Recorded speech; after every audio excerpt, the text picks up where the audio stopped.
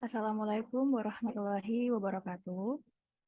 Selain manajemen sumber daya manusia ini pernah saya pelajari atau pernah menjadi mata kuliah di perkuliahan saya tertarik untuk memperdalam ilmu manajemen sumber daya manusia.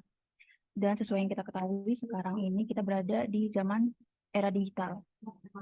Jadi dengan itu maka saya putuskan saya mengikuti studi independen dari program Kampus Merdeka yang mana GNIK atau Gerakan Nasional Indonesia Kompeten ini menjadi penghubung saya untuk mendapatkan keilmuan ini.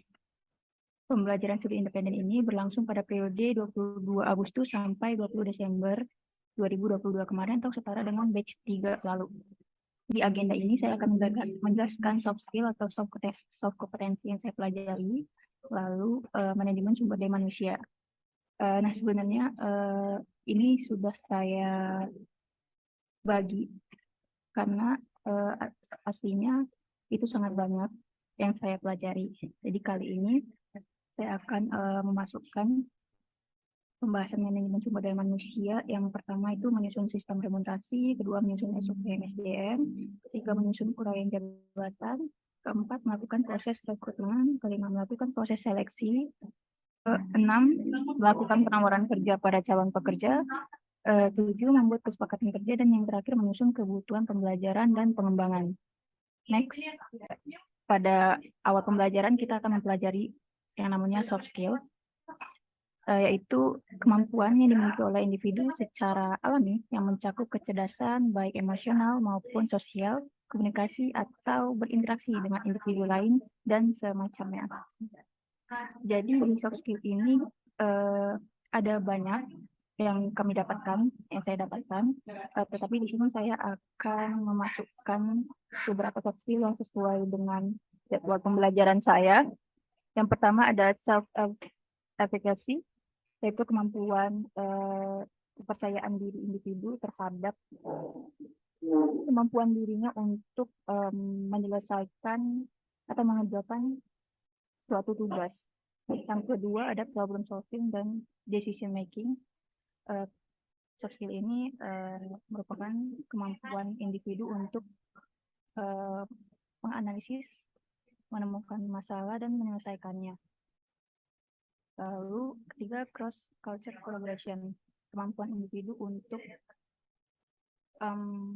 kerjasama antar budaya.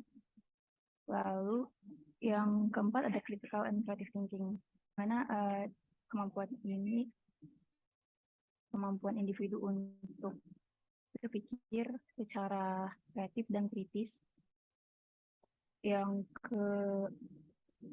kelima ada adaptability, kemampuan individu beradaptasi, menyesuaikan dirinya terhadap situasi dan kondisi yang dihadapi. Yang keenam ada service orientation, kemampuan individu melayani organisasi atau menyelesaikan permasalahan dari customer, baik eksternal ataupun internal itu sendiri. Lalu ada emotional intelligence, ini kemampuan individu dalam mengenali dan menyelesaikan dari emosi individu itu sendiri. Dan terakhir ada design thinking, kemampuan individu dalam berpikir yang sistematis dalam menemukan masalah dari customer. Lanjut, sebelum masuk kita bahas dulu apa itu manajemen sumber daya manusia. Manajemen sumber daya manusia ini merupakan suatu proses menangani berbagai masalah pada ruang lingkup karyawan, pegawai, buruh, manajer, atau semua tenaga kerja pada suatu organisasi untuk mencapai tujuan yang telah ditetapkan. Next.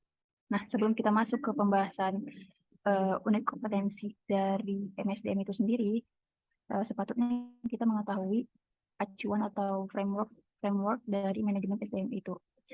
Dan di sini ada namanya SKKNI manajemen SDM, yang mana gambar ini merupakan SKKNI terbaru, yaitu nomor 149 tahun 2020. Di bagian kedua dari MSDM itu ialah soft kompetensi yang harus dimiliki. Lalu profisiensi bahasa Indonesia itu kemampuan dasar yang mana kita mampu untuk berbahasa Indonesia. Lalu yang terakhir itu ada klaster, terluar ini klasternya, di mana kalau dipecahkan itu ada 61, kurang lebih 61 unit kompetensi. Lanjut, jadi untuk pengelolaan SDM itu sendiri kita harus berpegang teguh dengan SKKNI, dengan pengetahuan knowledge HR, yaitu knowledge, kompetensi, skill, attitude. Baru di situ ada visi, misi, dan strategi organisasi. Nggak harus HR, di bidang apapun kita ada namanya visi, misi, dan strategi organisasi. Lalu turun menjadi strategi pengelolaan SDM. Lalu di strategi pengelolaan SDM itu yang seperti saya jelaskan di gambar SKKNI sebelumnya, yaitu ada yang pertama strategi kebijakan MSDM, pengembangan organisasi, pengadaan SDM, remunerasi, manajemen kinerja, pembelajaran dan pengembangan, manajemen talenta, hubungan industrial, HRIS, dan administratif SDM. Next, saya disclaimer dulu untuk pembahasan ini karena materi yang saya pelajari di studi independen ini merupakan bidang yang sangat kompleks. Jadi saya hanya memasukkan beberapa bagian yang menurut saya penting untuk dibahas. Jadi kita langsung masuk ke unit kompetensi pertama yang saya pelajari, yaitu menyusun sistem remunerasi atau kode unit kompetensinya itu di nomor 23. Remunerasi itu sendiri ialah semua bentuk penerimaan tunai dan maupun non-tunai yang diterima karyawan karena adanya hubungan ke karyawan. Pada kompetensi ini kita fokus dua elemen. Yang pertama menentukan komponen upah dan non-upah. Yang kedua menyusun struktur dan skala upah. Next. Nah, gambar ini merupakan bauran dari upah dan non-upah. Lalu apa sih bedanya gaji, tunjangan, benefit, dan insentif itu sendiri? Kalau gaji, itu sejumlah cash yang dibayarkan kepada karyawan untuk menghargai pekerjaan yang dilakukan si karyawan tanpa memandang kinerjanya. Jadi sifat si gaji ini fix. Seperti yang kalau kita ketahui atau kita dapat informasi di lowongan, itu akan diberitahu bahwasanya kita akan mendapatkan gaji pokok sesuai yang telah ditetapkan gitu. Lalu untuk tunjangan itu pembayaran tunai tambahan yang didasarkan pada tujuan tertentu. Untuk benefit, bagian dari balas jasa yang diberikan perusahaan kepada karyawan dengan maksud untuk memberikan dukungan kepada karyawan dalam bekerja.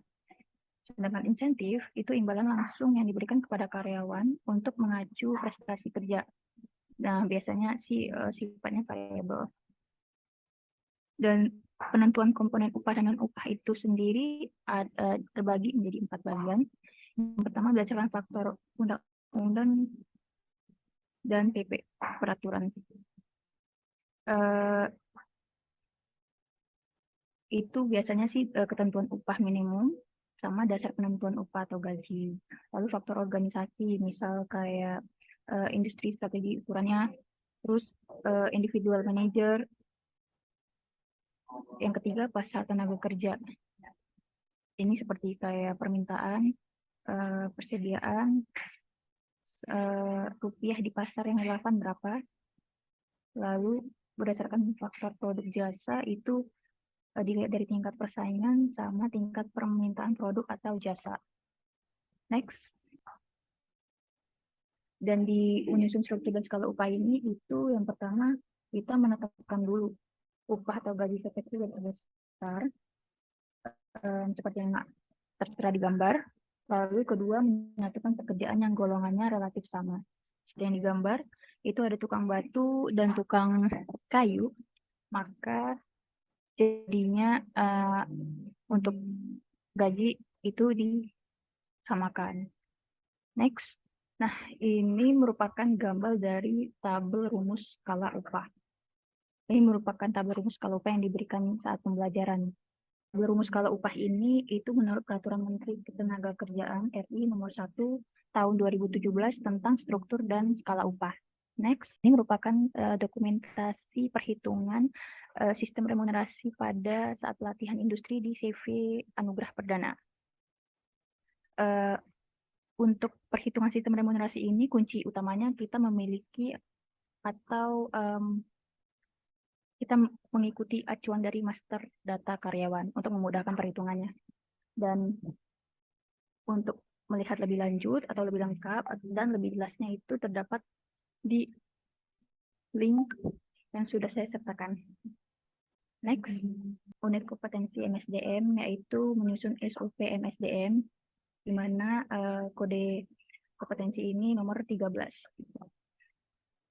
SOP itu sendiri ialah pedoman yang berisi prosedur-prosedur operasional standar pada suatu organisasi yang digunakan untuk memastikan keberlangsungan atau kesuksesan dari jalannya strategi organisasi itu sendiri. Tujuan dari pembuatan SOP MSDM ini tentu yang utama yang kita tahu menjadi acuan dalam menjalankan aktivitas tertentu, menjaga konsistensi kinerja atau keadaan tertentu, terhindar dari kegagalan atau kesalahan, dan juga pemborosan dalam proses pelaksanaan kegiatan. Yang terakhir, parameter untuk menilai mutu pelayanan. Sebenarnya banyak tujuannya, tetapi saya meringkas yang mana menjadi tujuan utama atau yang penting. Lanjut.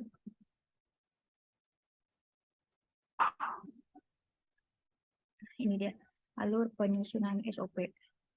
Sebelum SOP itu disusun, kita membentuk atau membuat timnya, tim untuk penyusunan SOP itu sendiri. Lalu pelajari proses bisnis perusahaan, karena semua kegiatan pasti acuannya adalah proses bisnis perusahaan itu sendiri. Yang ketiga, menyusun alur kerja atau flowchart.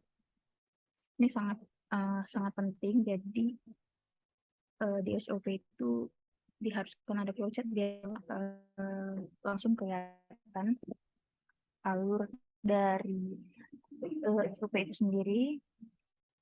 Lalu ada review hasil penyusunan flowchart. Setelah disusun flowchartnya, di review ini sudah benar atau belum, atau apalagi yang harus diubah. Kemudian simulasikan SOP, lanjut dievaluasi. Sudah dirangkum, sudah dibuat menjadi satu SOP, lalu dievaluasi dan dilihat lagi mana yang perlu diperbaiki. Lanjut, apabila sudah dinyatakan pas, dilakukan approval SOP. Kemudian setelah benar-benar sudah resmi SOP-nya, kita sosialisasikan ke orang-orang yang dalam organisasi itu, baik supervisor, manager, atau staff. Next. Nah, ini dia tahapan pembuatan SOP yang lebih intinya, yang lebih gampang dilihat. Yang pertama itu memformat SOP. Kedua, menulis SOP. Tiga, menjamin keberhasilan dan akurasi. Next. Kami hanya diberikan tugas untuk pembuatan SIPOK diagram, dan berikut merupakan gambar dokumentasi yang saya kerjakan sendiri. SIPOK diagram ini hanya sepenggal. Apabila untuk melihat lebih rinci lagi, bisa dilihat di link yang sudah saya sertakan. Lanjut, ini ada unit kompetensi menyusun uraian jabatan. Nomor unit kompetensinya itu di nomor 10. Uraian jabatan itu proses pembuatan catatan tertulis tentang tugas-tugas, tanggung jawab, serta kualifikasi yang disyaratkan untuk suatu jabatan atas dasar informasi yang diperoleh dari proses analisis jabatan. Di mana analisis jabatan itu proses pengumpulan, pencatatan, pengolahan, dan penyusunan data jabatan menjadi informasi jabatan. Biasanya dalam informasi jabatan itu ada nama jabatan, yang biasanya ada kode jabatannya juga, lalu unit kerja, bagian organisasi, tugas pokok, peran hasil kerja, tanggung jawab, wewenang, hubungan intern dan eksternal, kondisi lingkungan kerja, resiko bahayanya, dan yang terakhir kualifikasi atau persyaratan jabatan.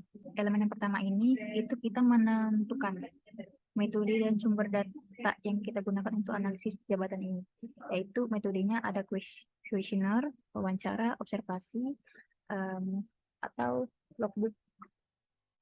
Lalu sumber datanya di sini itu pekerja, supervisor, manager, atau job analyst.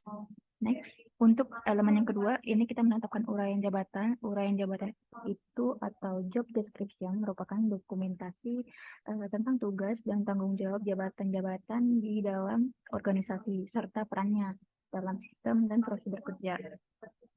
Elemen utama uraian jabatan itu seperti yang sudah saya sertakan di gambar, ada nama judul jabatan, posisi jabatan, tujuan, dan sebagainya. Next. Jadi di proses menguraikan jabatan, itu kita nggak boleh asal menguraikan jabatan sesuai informasi yang kita dapat pada umumnya, tetapi kita wajib mengetahui kata kunci untuk setiap jabatan itu sendiri. Misal seperti ini. Di manajerial itu kita untuk menguraikan jabatan, kita menggunakan kata-kata mengintegrasikan, mensinergikan, mengatur strategi. Kompetensi ini saya menyertakan dokumentasi pembuatan uraian jabatan atau job description saat pelatihan industri di CV Anugerah Perdana. Dan ini hanya merupakan sebagian saja. Untuk lebih lengkapnya bisa dilihat di link yang sudah saya sertakan di samping. Next. Ini kita ada di unit kompetensi nomor 17, yaitu melakukan proses rekrutmen. Rekrutmen itu merupakan proses aktif mencari, menemukan, dan mempekerjakan talent untuk posisi atau pekerjaan tertentu.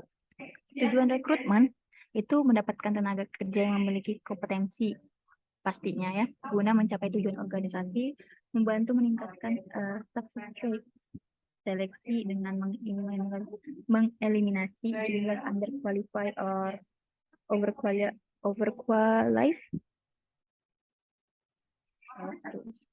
mengurangi terjadi labor turnover yang tinggi. Next.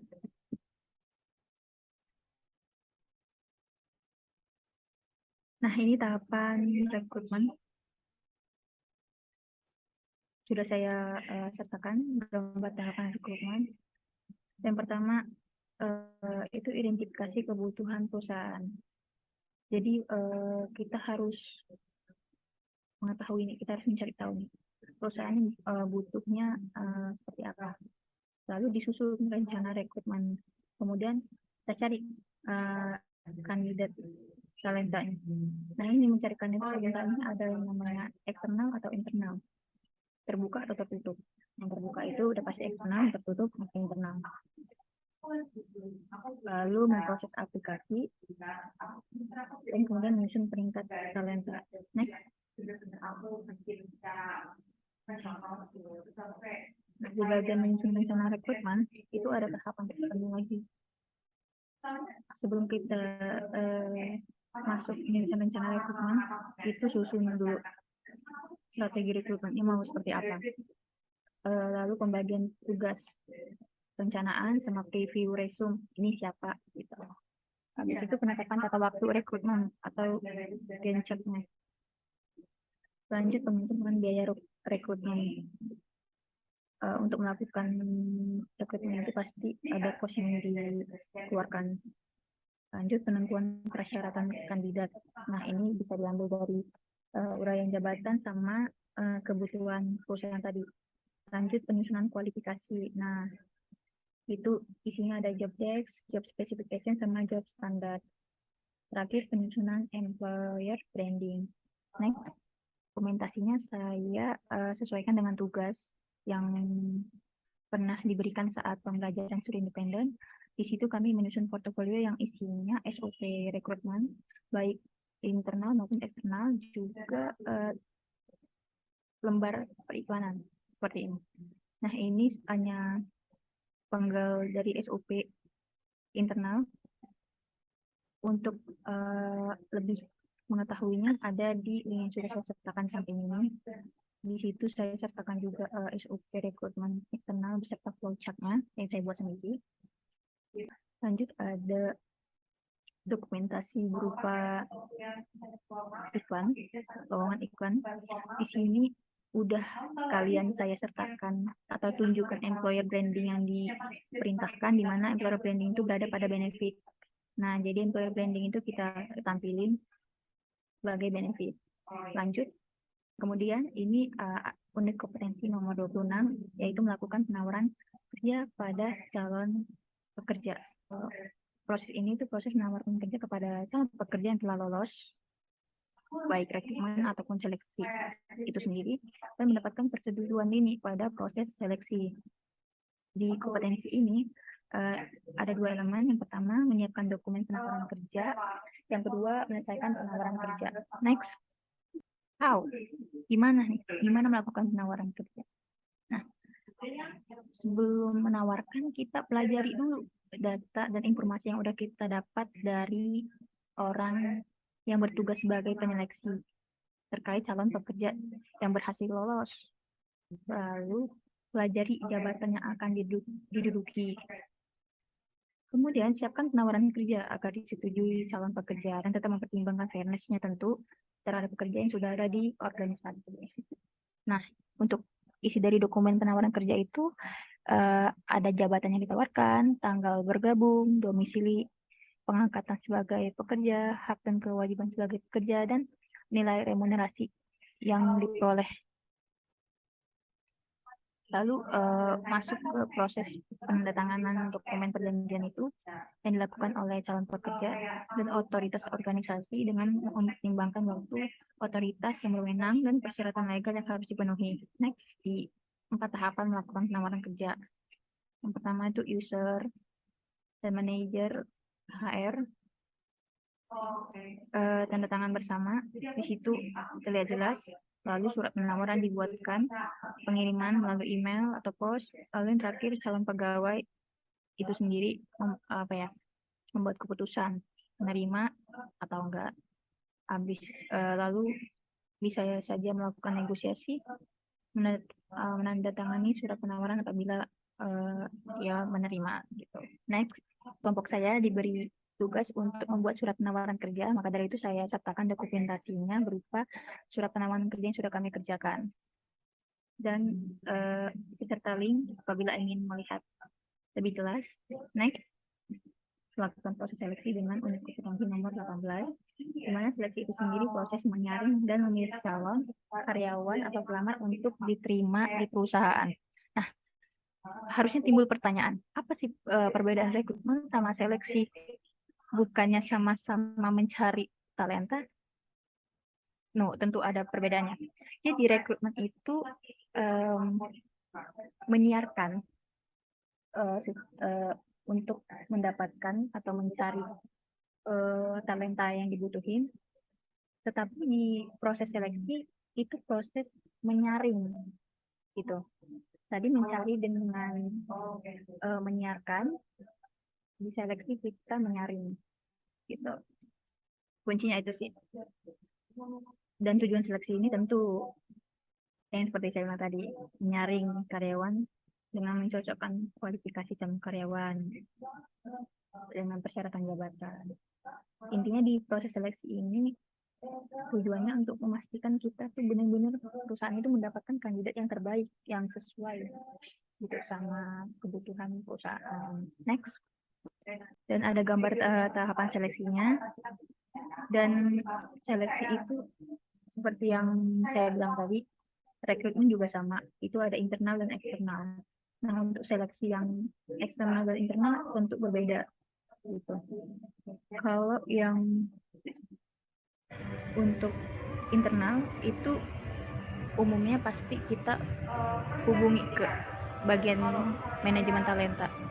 Kita mencari di perusahaan, di dalam perusahaan itu sendiri gitu, atau melalui senior, atau melalui user di jabatan itu.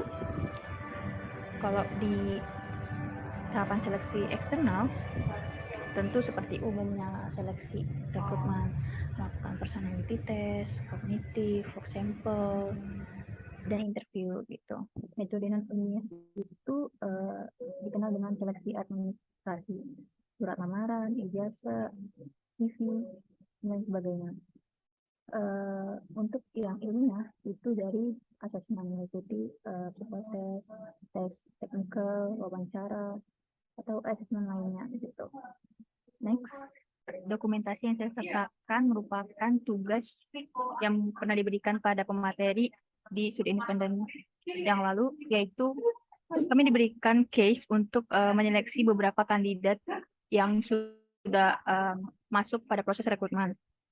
Dan tugasnya itu kami membuat presentasi yang mana akhirnya menjelaskan bahwasannya kandidat mana yang terpilih. Dan dua dokumentasi ini merupakan hasil akhir yang penting dari proses penyeleksian itu sendiri, di mana kandidat terpilih itu berdasarkan pada resume CV 6 kandidat terlampir. Ada Zoe dan Arba yang terpilih, yang mana dilihat dari kualifikasi yang sudah dikeluarkan dari pihak perusahaan yang sesuai dengan kebutuhan perusahaan itu sendiri.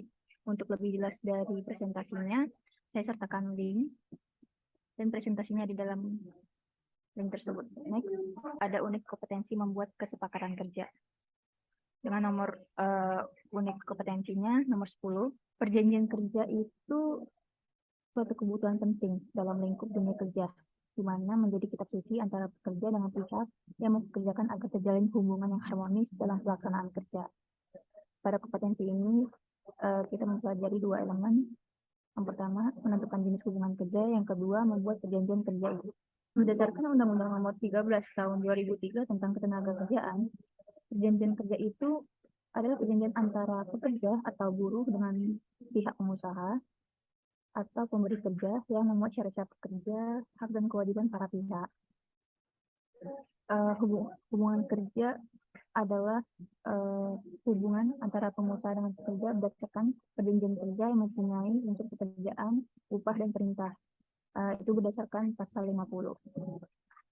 Yang menjadi poin penting pada proses perjanjian kerja ini itu adanya keterkaitan dengan regulasi yang sudah saya sertakan, di mana kita dituntut untuk mengetahui dan menghubungkannya untuk membuat perjanjian kerja itu sendiri. Jadi membuat perjanjian kerja itu kita mengikuti acuan dari ini, Undang-Undang tentang Ketenagakerjaan, tentang Cipta Kerja, perundangan tentang perjanjian kerja waktu tertentu, dan perundangan tentang pengupahan.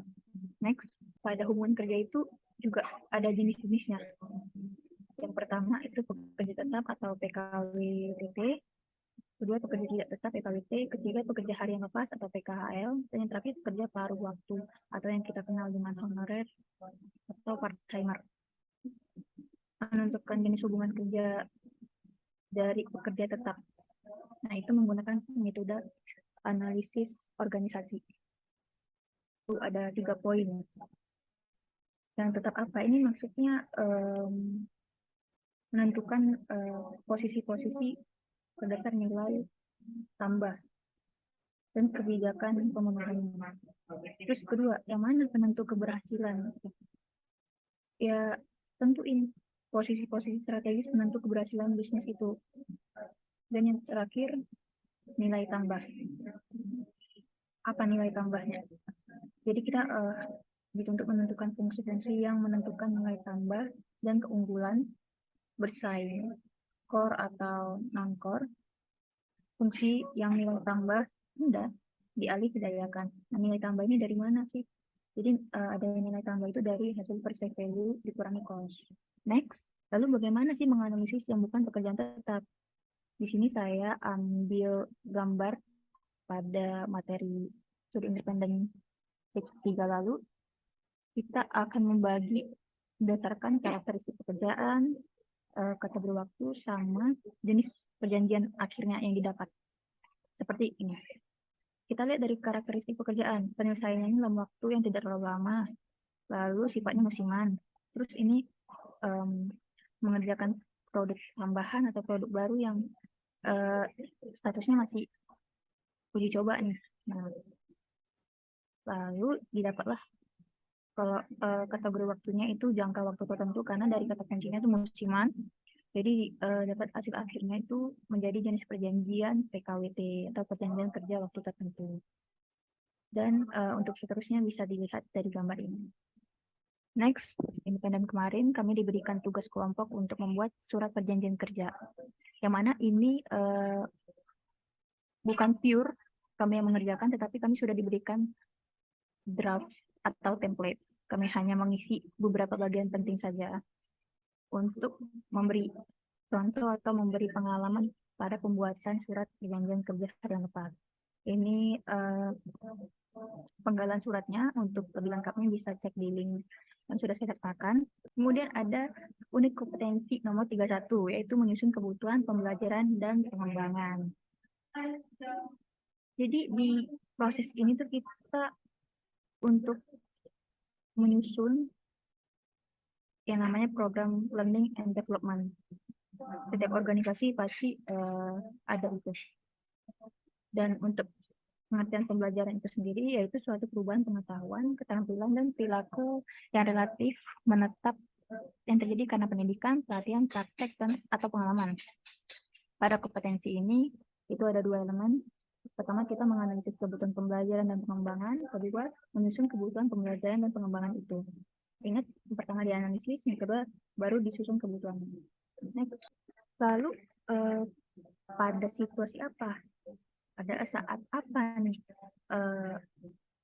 program pengembangan dan pembelajaran ini dimunculkan gitu. Jadi sesuai yang saya dapat dari pembelajaran studi independen batch lalu itu ada tiga. Yang pertama muncul berkaitan dengan organisasi.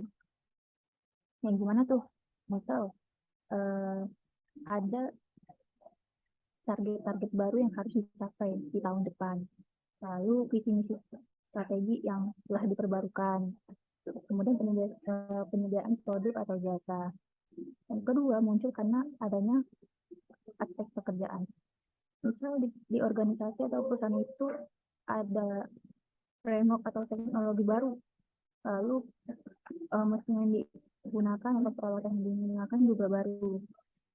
Nah itu perlu adanya program pembelajaran pengembangan ini.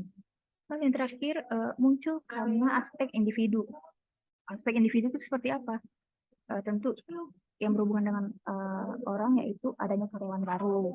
Nah, perlu adanya pengembangan dan pembelajaran biar si karyawan mengerjakan jabatannya dengan sebaik mungkin yang diharapkan oleh organisasi. Lalu adanya rotasi atau mutasi. Nah, jadi di organisasi kita nggak sembarang merotasi atau memutasikan orang atau karyawan itu.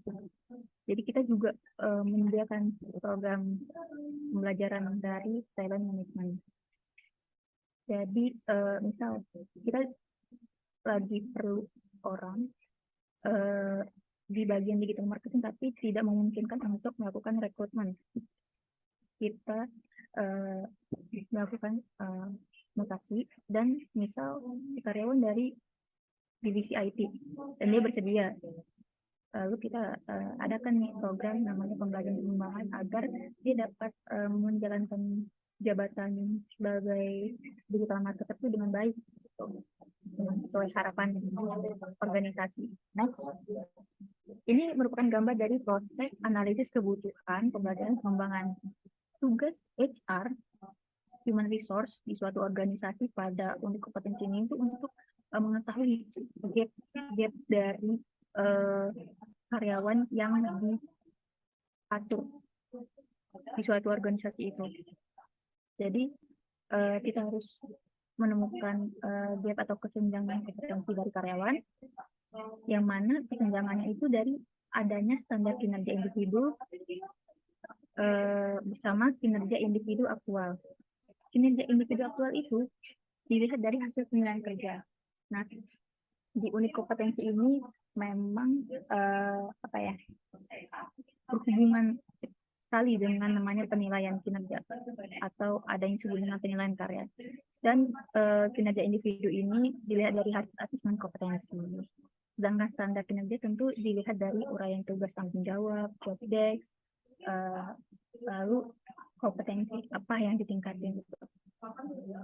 Nah, dari udah menemukan kesenjangan, kita lihat nih hasil penilaian karya yang udah ada, terus dilihat dari melakukan asesmen kompetensi, nanti terlihat hasilnya itu dia bagaimana, apa yang harus ditingkatin gitu. Nah, lalu kita sediain kebutuhan pembelajaran dan pengembangan dengan cara merancang programnya. Setelah dirasa sudah pas, baru kita lakukan pelaksanaan program pembelajaran dan pengembangan. Nah, saya sertakan dokumentasi pengerjaan saat pelatihan industri di CV Anugerah Perdana. Ini saya mendapatkan bocoran sedikit atau bocoran umum terkait kriteria aspek penilaian di CV Anugerah Perdana.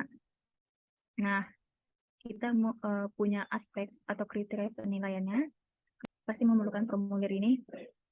Jadi setelah mengikuti asesmen, nanti kita tuliskan hasilnya di bagian rencana pembelajaran di sini. Untuk lebih jelasnya bisa dilihat di link yang sudah saya letakkan di bawah ini. Mungkin segitu aja penjelasan dari saya. Kurang lebihnya mohon maaf. Saya ucapkan terima kasih. Assalamualaikum warahmatullahi wabarakatuh.